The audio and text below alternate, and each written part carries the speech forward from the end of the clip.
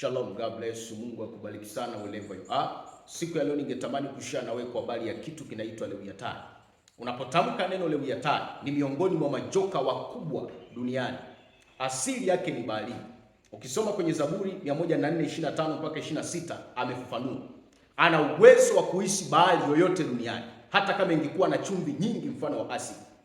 Na ni vigumu pia kumuona physically kwenye hizo bahari, kwa sababu kiumbe huyu pia huwa anahusishwa na masuala ya kiroho. Kwa mimi siku ya leo ningetamani kushare na wewe kwa habari ya Lewiathan wa kiroho, kwa sababu asilimia kubwa viumbe walioko mwilini wako pia rohoni. Ukisoma kwenye kitabu cha Ayubu 3:8 anasema waulaani hao waulaanio mchana, walio tayari kumwamsha huyo Lewiathan. Kwa Lewiathan wa kiroho, yule joka wa kiroho anaamshwa. Na chini huko nitakutajia sifa zake kutoka kwenye maandiko. Anaamshwa na kuna watu special wanamuamsha. Akasema waulaanio mchana, walio tayari. Kwa wale wanaosimama kuulaani mchana wana uwezo wa kumwamsha Lewiathan. Kwenye ulimwengu wa roho upande wa giza kuna watu ambao huwa wanasimama kila majira na nyakati kulaani. Kuna maagenti wanasimama asubuhi kuilaani siku, na kuna maagenti wanasimama mchana kuilaani siku. Sasa wale wa mchana wana uwezo wa kumwamsha huyo Lewiathan. Ayubu alipoona tatizo lake lina usugu ndani yake, akagundua of course kuna kuhusika kwa chembechembe za Lewiathan, kwamba kuna watu waliulaani huo mchana. Shetani alipokuwa, unajua shetani akitaka kumpiga mtu wakati mwingine haendi yeye kama yeye, anaweza kutumia miongoni mwa maagenti wake kama huyu Lewiathan. Kwa Ayubu anaposema walio tayari kumwamsha huyo Lewiathan, maana akaona tatizo lake lina uhusiano na chapa na mashambulizi ya Lewiathan. Na nikakwambia pia nitakupa sifa zake huko chini ili ujue Lewiathan ni nani. Ukisoma kitabu hicho cha Ayubu sura ya 41 mstari kuanzia wa 12 na kuendelea. Ukianzia mstari wa kwanza utaona ametajwa mamba. Lakini ukienda kwenye Biblia ya Kiingereza hajatajwa mamba, ametajwa Lewiathan. Kwamba hizi sifa ni sifa za Lewiathan na sio sifa za mamba wa kawaida. Anasema hapo, sitanyamaa kusema habari za via vyake, wala nguvu zake kuu, wala umbo lake zuri. Ni nani awezaye kubambua magamba yake? Ni nani atakayepenya dirii yake maradufu? Ni nani awezaye kuifungua milango ya uso wake? Meno yake yatisha kando kando yake. Magamba yake yenye nguvu ndiyo fahari yake. Yamefungamana pamoja kama kwa kufungwa kwa muhuri. Jinsi yalivyoshikamana hata upepo hauwezi kupita kati. Yamefungamana pamoja, yameshikamana hata hayawezekani kutengwa. Hakuna anaweza kutenga magamba ya Lewiathan. Kwa kuchemua kwake mwanga umemetuka, na macho yake yanafanana na makope ya alfajiri. Mienge iwakayo hutoka kinywani mwake. Lina uwezo wa kutoa mienge ya moto inayowaka kwenye kinywa chake, na macheche ya moto huruka nje. Moshi hutoka katika mianzi ya pua zake, maana linapopumua pua zake zinatoa moshi. Pumzi zake washa makaa. Yaani ana pumzi ambayo ina uwezo wa kuyawasha makaa. Wakati unategemea kutumia kiberiti kuwasha makaa, yeye anatumia pumzi zake. Na miali ya moto hutoka kinywani mwake. Katika shingo yake ukaa nguvu, na utiisho hucheza mbele yake. Huyu kiumbe anapokuwa anatembea, before hajakufikia, utiisho na tabia ya kutenda kazi mbele yake. Na ndio maana ili akupate unakutana kwanza na utiisho, mazingira ya hofu. Kuna watu mnatumiwa hofu, wengine wanaita monster spirit. Sasa ile monster spirit ina tabia ya kuambatana na Lewiathan. Hofu inatembea mbele kabla hajakufikia. Kwa unaogopa kitu ambacho hakipo, bado hakijakufikia. Maana kikufikia inakuwa ni hatari. Sasa kwa nini utiisho unacheza mbele yake? Kwa nini inapotembea mbele yake kunakuwa na utiisho? Lengo la utiisho ni kufungua milango ya kumwataki mtu, kwa sababu hofu inayotokana na kutishwa na kitu ina tabia ya kufungua mlango. Sasa ule mlango ukifunguka ndio linapata nafasi ya kumwingia mtu. Kuna wakati mchawi anapokwenda kwenye nyumba ya mtu, kabla ya kuingia ndani, anatengeneza mazingira ya kuwatia hofu. Mara vyombo vimedondoka, mara kitu fulani, mara siku kule kumefanya, ili mpate hofu, apate nafasi ya kuingia. Maana hofu anatembea na utisho ili malango ya watu yafunguke, apate nafasi ya kuwataka. Manofu ya nyama yake hushikamana, yanakazana juu yake, hayawezi kuondolewa. Moyo wake una imara kama jiwe, naam, imara kama jiwe la chini la kusagia. Anapojiinua mashujaa huogopa. Anapojiinua mashujaa huogopa, kwa sababu ya woga wao huvunjwa moyo. Mtu akimpiga kwa upanga haumuingii. Na mwisho nitakueleza namna ya kushughulika na matatizo yanayotokana na Lewiathani. Anasema mtu akimpiga kwa upanga haumwingii, wala fumu, wala mshale, wala mkuki wenye ncha hauna uwezo wa kupenya kwenye gamba la Lewiathani. Yeye huona chuma kuwa kama nyasi. Yaani ikitokea watu wakakutana na Lewiathani wa kimwili wakatumia chuma, maandiko yanasema hiyo chuma kwake anaiona ni kama nyasi. Na anasema na shaba kama mti uliooza. Yaani ukitumia shaba kwake ni kama unatumia mti uliooza. Alafu chini anasema mshale hauwezi kumkimbiza, akimbizwi kwa mishale. Na mawe ya teo kwake ugeuka kuwa kama makapi. Yaani ile teo aliyompiga Daudi akampiga nayo Goliathi, yale mawe yale, maandiko yanasema kwake yanahesabiwa kama makapi. Marungu huhesabiwa kama mabua. Marungu kwake ni mfano wa mabua. Nayo ucheka mshindo wa mkuki ukitupwa. Au unapotupa mkuki, ule mshindo wa mkuki anacheka. Alafu 30 anasema pande za chini ni kama vigae vikali. Hutandika malazi kama kuweka chombo cha kupuria nafaka juu ya matope. Yeye uchemsha kilindi, ana uwezo wa kuchemsha kilindi maji mfano wa chumvi. Hufanya bahari kuwa kama mafuta. Ana uwezo wa kuifanya bahari kuwa kama mafuta. Hufanya mapito yake kung'aa nyuma yake, hata mtu angedhani kilindi kina mvi. Juu ya nchi hapana afananaye naye. Hakuna kiumbe anafanana naye duniani. Maandiko yanasema juu ya nchi hakuna anayefanana naye. Aliyeumbwa pasipo oga. Yaani kiumbe ambaye ndani yake hana hofu. Na ndio maana huwa wanamuamsha kwa special case. Wanamuamsha kwa special mission. Wacha wakija wanaogopa, wanaondoka, wanaliamsha Lewiathani. Biblia inasema ameumbwa pasipo oga. Sasa huyu kiumbe pia yupo kiroho. Anaataki maisha ya watu. Na kuna watu umewahi kukemea maroho, alafu yakasema mimi ni Lewiathani. Lewiathani kiroho yupo kabisa. Anasema yeye utazama kila kitu kilicho juu, ni mfalme juu ya wote wenye kiburi. Kwa ukiona watu wana kiburi, mfalme wao ni Lewiathani, kwa sababu Lewiathani ana asili ya kiburi. Yaani ukipiga anacheka. Ukitumia marungu kwake ni kama mabua. Na anasema ukitumia chuma ni kama nyasi, na shaba kwake ni kama mti uliooza. Sasa kiumbe wa namna hii, mwenye sifa ya namna hii, ambaye yupo kwenye ulimwengu wa roho, anatumika kama miongoni mwa maagenti wakubwa wa Lucifer. Wale waliotumika kuzimu wanaelewa ninachokisema. Wanatumika kama maagenti wa juu wa Lucifer. Yaani Lucifer anapokuwa kwenye special missions anakuwa na Lewiathani joka. Maana Lewiathani ni joka na ana sifa za kipekee. Na miongoni mwa vitu ambavyo huwa anavisababisha kwenye maisha ya mtu ni kupeleka matatizo yenye usugu ndani yake. Na sio kwenye kila mission huwa anaenda, anapelekwa kwenye mission maalum. Ndio maana akasema waulaaniwa mchana walio tayari kumwamsha yule Lewiathani.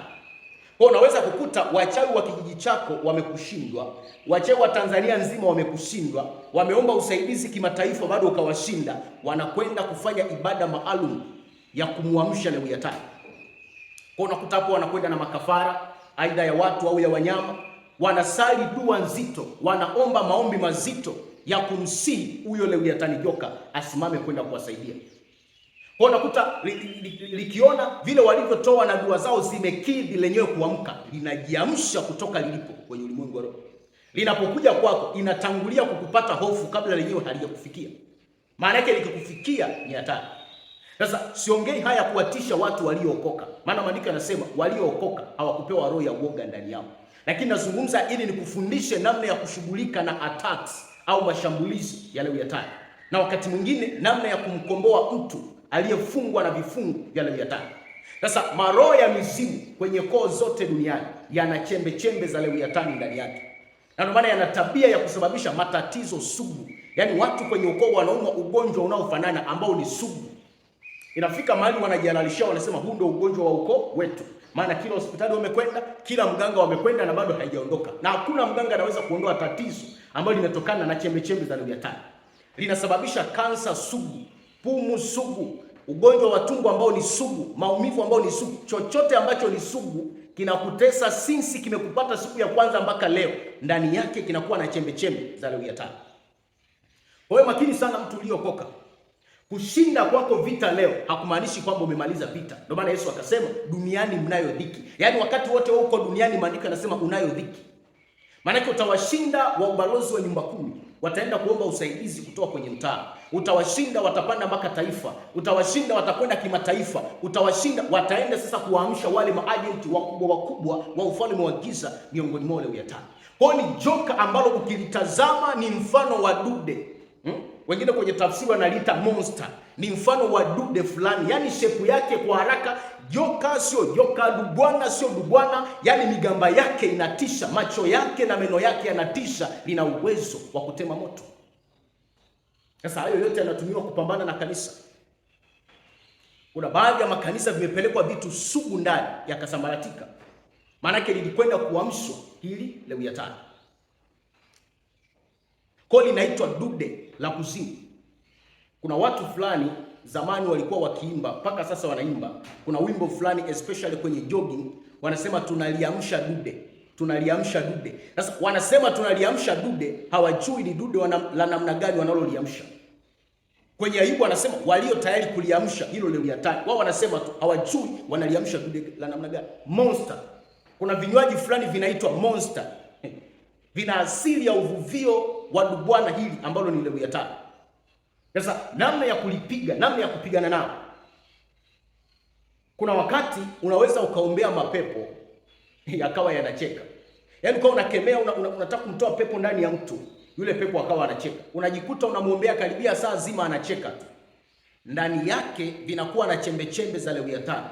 Unaombea karibia masaa matatu. Yaani ndio kwanza anacheka, anainuka, anatembea na kwenda kule na kule. Mpaka unajiuliza, mimi sina nguvu ya Mungu. Hapana.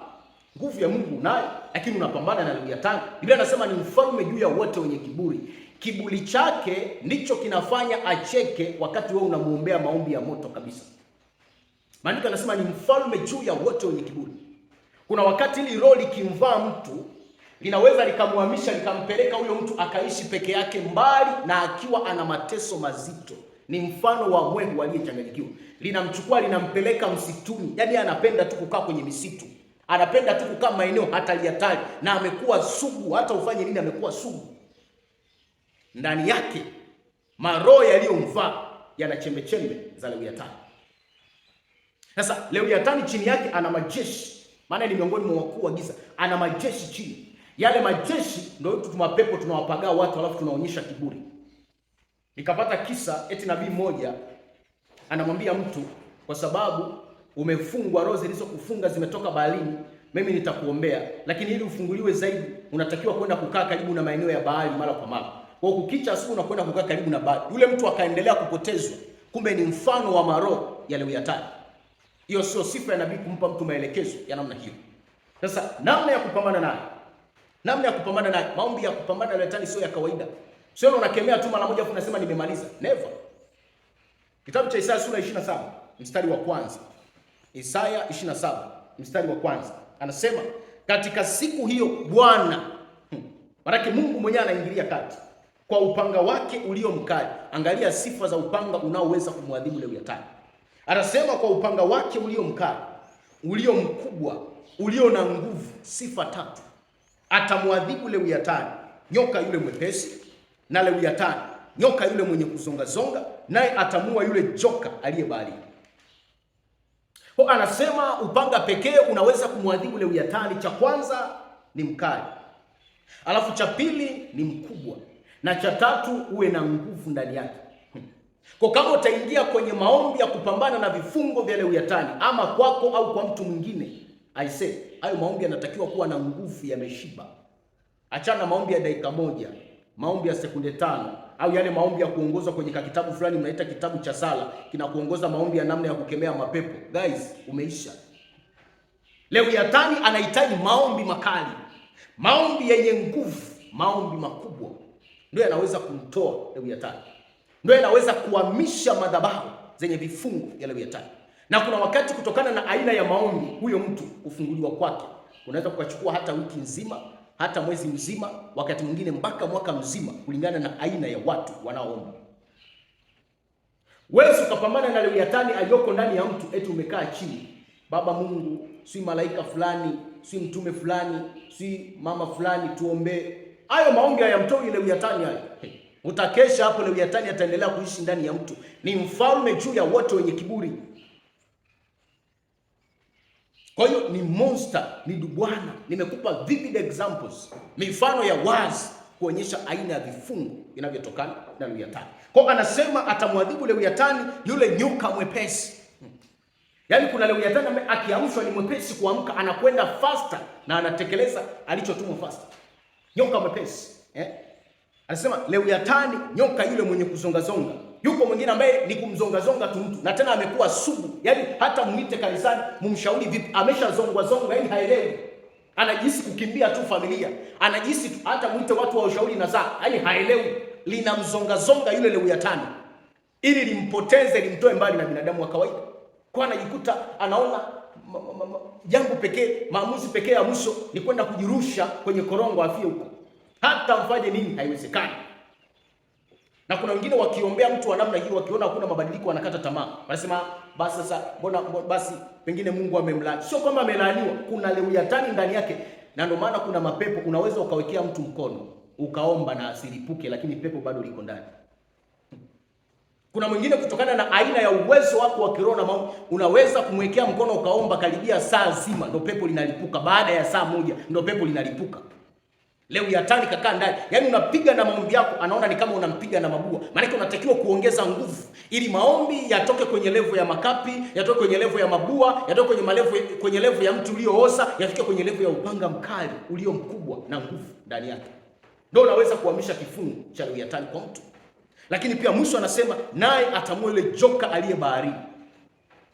Huyu wakala pia anaishi chini ya bahari kwenye ulimwengu wa roho, na anafanya kazi akiwa na akili timamu na anatumika sana. Anadhihaka, yaani ni kucheka, ndio tabia yake, kiburi. Mungu awabariki sana. Mungu awape neema. Sio kila kifungo cha mtu utakitoa kwa maombi ya sekunde 5 au maombi ya dakika 1. Kuna mengine ni process kutokana na kifungo alichokuwa nacho. This is Prophet Justin. Shalom.